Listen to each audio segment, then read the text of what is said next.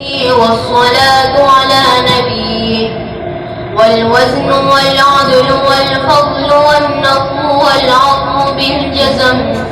بوحدته بكبريائه بسلطان وبإعلان وبإتقان وبإيمان وبيان في فرقان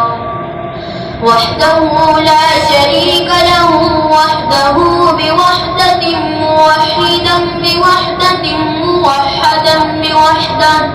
وحيدا وأحدا بلا مدد وجدد ونصب ووصف في الكمال لا شريك له ولا نظير له ولا مثل له ولا مثال له ولا وزير له ولا مقارن له ولا مكاظم له ولا مداني له ولا مضارع له ولا جلد بلد ولد جسد رسو وجزء ونزو عزم له ولا جذب وصف عيب كاب بيت خصم له ولا مقارن له ولا مكاظم له ولا مداني له ولا مضارع له ولا مناظر له ثم نشهد أن لا إله إلا الله وحده لا شريك له من يشرك في ذاته وصفاته وعاداته وآياته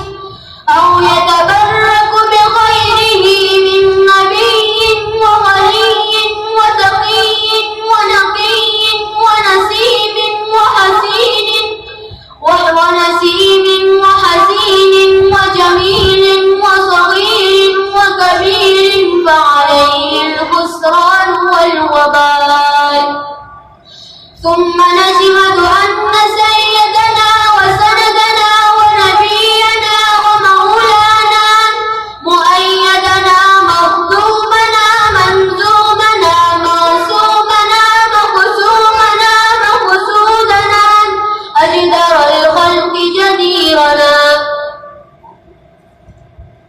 أعظم الخلق وأشرف الخلق وأحسن الخلق وأجمل الخلق وأجمل الخلق وأكمل الخلق وأنور الخلق من الحسن والستارة والولاية والحكاية والعناية والهداية والأمانة والإمامة